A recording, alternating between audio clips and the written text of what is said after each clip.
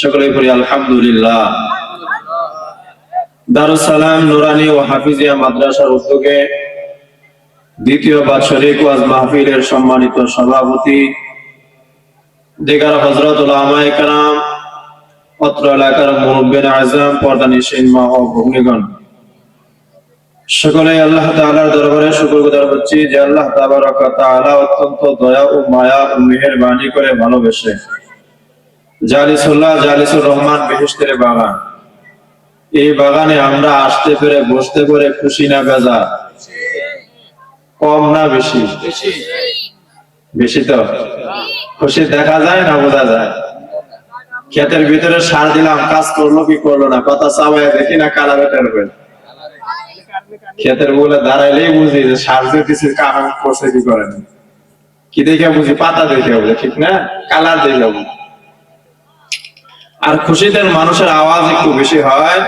খুশির আওয়াজে আমরা যারা আসতে পারছি এরা হয়েছে খুশি, আর যারা আসতে পারে নাই, বসতেও পারে নাই, ওরা হয়েছে দোষী। ওরা কি দোষী? আমরা যারা আসতে পারছি, বসতে পারছি, বা আসতে পারবো, বসতে পারবো, এরা সকলেই খুশি। তো খুশির আওয়াজে আল্লাহ পাকের শুকরগুজার হচ্ছি, সকলেই করি আলহামদুলিল্লাহ। হাজারো দরুদ ও সালাম বিশ্ব মানবতার নবী মুক্তির দিশারি সাইয়্যিদুল মুরসালিন শাফিউল মুজনিবিন রাহমাতুল আলামিন, শেষ নবী, আখির নবী, হায়াতুন নবী, জিন্দা নবী, নবী মুহাম্মদুর রাসূলুল্লাহ, সকলেই পড়ি সাল্লাল্লাহু আলাইহি ওয়াসাল্লাম।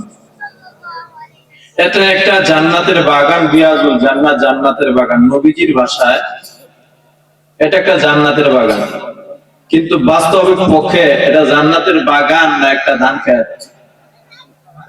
ধান ক্ষেত, কিন্তু আমরা বলতেছি কি জান্নাতের বাগান। ব্যাপারটা কেমন? আমরা যখন ভালুকা থেকে ঢাকায় যাই বা ময়মনসিংহে যাই, ভালুকা বাস স্ট্যান্ডে দাঁড়াইলে দেখবেন যে বাসে যে কন্ট্রাক্টর বা ড্রাইভাররা থাকে, এরা নাইমা বলতে থাকে ভাই ঢাকা ঢাকা ঢাকা। এর মানে কি আপনি বুঝবেন যে ভালুকাই ঢাকা? মানাটা কি? এই ঢাকার মানা হচ্ছে এই বাস যাবে ঢাকা, এটা ঢাকা না, ঠিক নেই? এই যে ধান খেতে বসে আমরা বলতেছি রিয়াজুল জান্নাত, জান্নাতের বাগান, ভাই আসেন বসেন। এটা কেন? যে আসলে এটা বাস্তবিক পক্ষে ধান খেত, কিন্তু এই ধান খেতের যে আলোচনা গুলো হবে, জিকির গুলো হবে, এগুলো নিয়ে যাবে জান্নাতে। বলুন সুবহানাল্লাহ। এমন একটা দামি মজলিসে আমরা বসছি যে এই দামি মজলিসে যদি কেউ শুধু এসে বসা যায়, কিছু আলোচনা শ্রবণ করে আবার আখিরি মুনাজাত দিয়ে বিদায় হয়, আল্লাহ তার আমলনামায় কমস কম 50 লক্ষ নেকি জমা করে দেয়। সুবহানাল্লাহ। 50 লক্ষ নেকি জমা করে দেয়। আরে মানুষ, আমরা দুনিয়ার লাভ বুঝি, মাগার আখিরাতের লাভ বুঝতে রাজি নাই। কিছু কিছু সময় আমাদের কর্ণপরে এমন কিছু মানুষের মরণের খবর আসে যে কানকে বিশ্বাস করানো যায় না। মোবাইলে নাম্বার তাদের সেভ আছে, নাম সেভ আছে, ঠিক আছে, ফোন দিলে আর সে ফোন ধরে না। এমন কিছু মানুষের খবর আমরা শুনতে পাই যে কানকে বিশ্বাস করাইতে পারি না, নিজেও বিশ্বাস করে যে আসলে কি লোকটা মারা গেছে, কিন্তু বাস্তবিক পক্ষে লোকটা মারা গেছে। আল্লাহ আমাদের সকলকে হেদায়েত দান করুন, সকলে করি আমিন। তো বলতেছিলাম যে মাহফিলে বসলাম, এই মাহফিলে যদি কেউ শুধু বসে আবার আখিরি মুনাজাত দিয়ে বিদায় হয়, মাঝখানে জিকির আজকাল যা কিছু হয় এগুলো করে বান্দার আমলনামায় কমস কম 50 লক্ষ নেকি লেখা হয়। দুনিয়ার পয়সা লাভ বুঝি, আনা আনা লাভ বুঝি, যারা যে ডিমের ব্যবসা করে এত কম।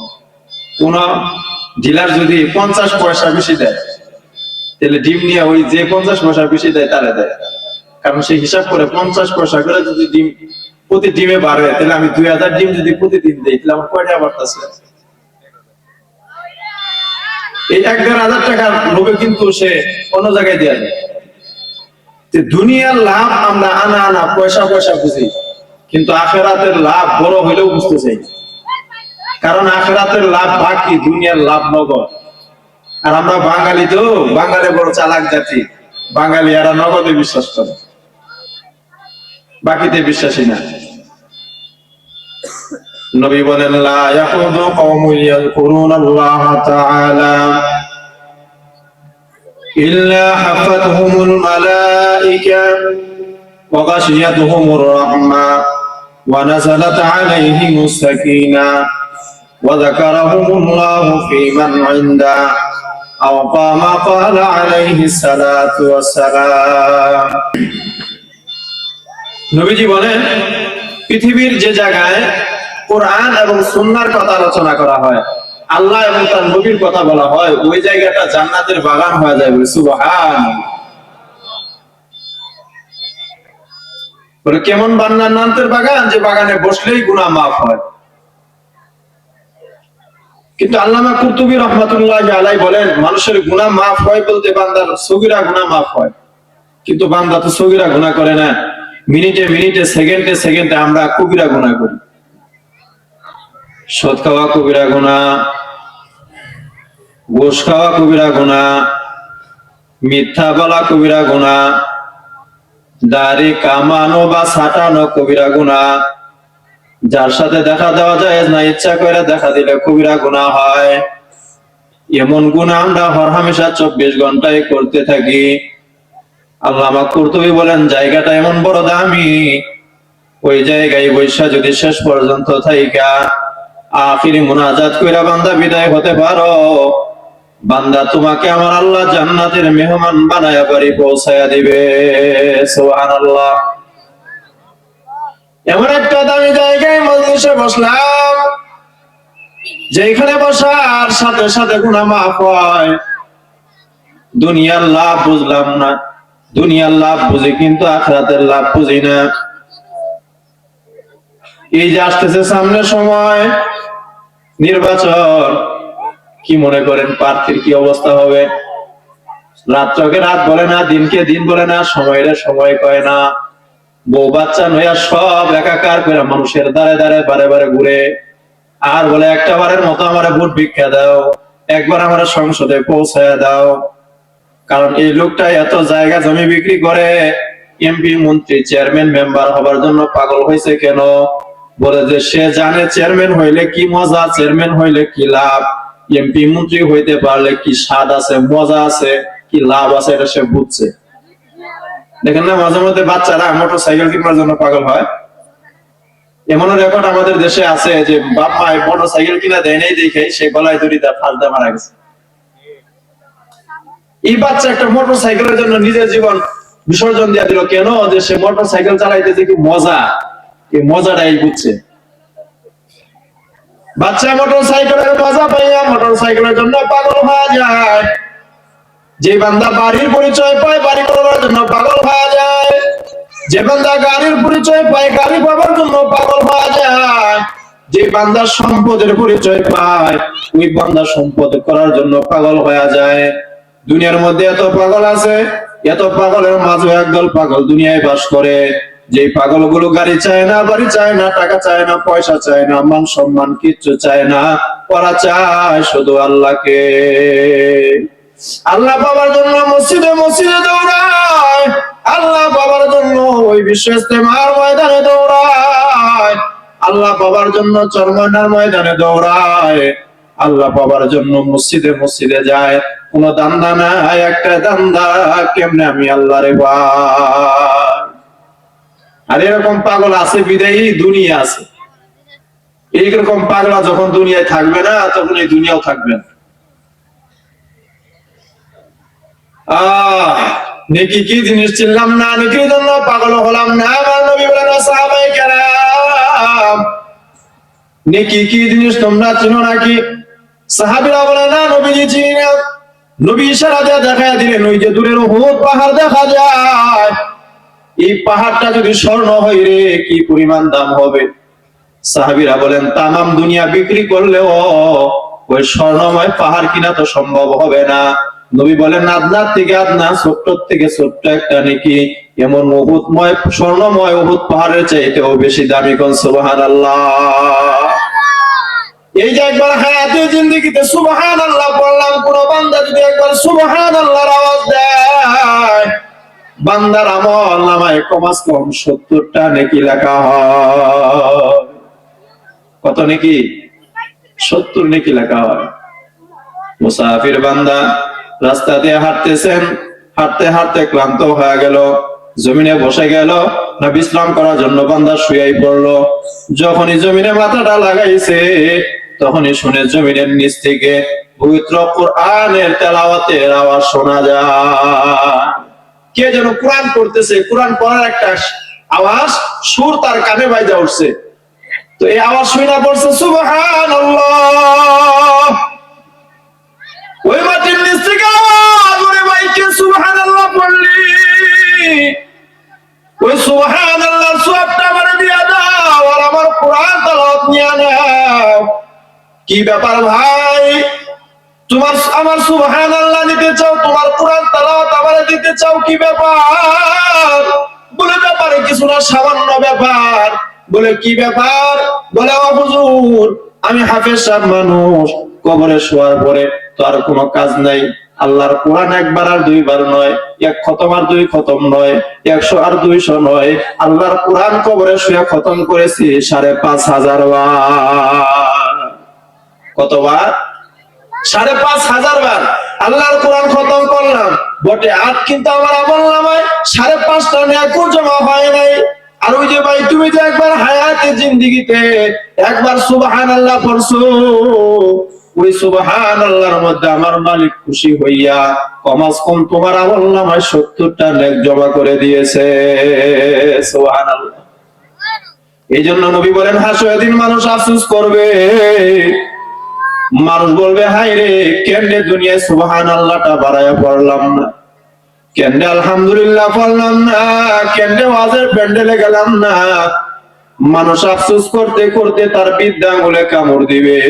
বৃদ্ধা আঙ্গুল কামড়াইতে কামড়াইতে বান্দা কুড়ি পর্যন্ত খেয়ে ফেলবে, টের পাবে না। বান্দা কাঁদতে থাকবে, কাঁদতে কাঁদতে চোখের পানি শুকায়া যাবে, চোখ দিয়ে রক্ত পড়া শুরু হয়ে যাবে। কাঁদতে কাঁদতে বান্দার চোখে পানিও নাই, রক্তও নাই, তারপরেও বান্দার আফসোস মিটবে না, শুধু হায় হায় বলবে, কেন রে দুনিয়ার মধ্যে সুবহানাল্লাহ পড়লাম না। এই জন্য আমার নবী বলেন, বান্দা আজকে নেকিকে নেকি মনে করো না, ছোট নেকি মনে কইরা ছোট নেকি বান্দা তোরা করো না। নেকির মূল্য একদিন বুঝবি, যেদিন একটা নেকির অভাবে জাহান্নামে যাওয়া লাগবে। একটা নাম্বারের মূল্য ওই ছাত্র বুঝে, যে ছাত্র একটা নাম্বারের কারণে ফেল করে। একটা প্রার্থী একটা ভোটের মূল্য বুঝে, যে প্রার্থী 2-1টা ভোটের কারণে ফেল করে। ওই প্রার্থী জানে 2-1টা ভোটের কি মূল্য। হাসরের ময়দানে বান্দা একটা নেকের মূল্য বুঝতে পারবে, আমলনামা মাপা হয়ে যাবে, তার আমলনামায় একটা মাত্র নেকে কমতি পড়ে যাবে।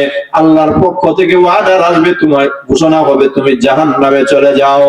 ওই বান্দা ডাকতে বলবে, আল্লাহ আমার মাত্র একটা নেকির অভাব, একটা নেকির জন্য তার আমি জাহান্নামে যেতে পারি না।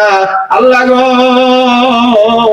আপনি যদি আমাকে অনুমতি দেন, এই হাসরের মাঠ কঠিন বড় একটা মাঠ, এই মাঠে আমার মা আছে, বাবা আছে, আমার জুরের ভাই আছে, আমার সন্তান আছে, আমার স্ত্রী আছে।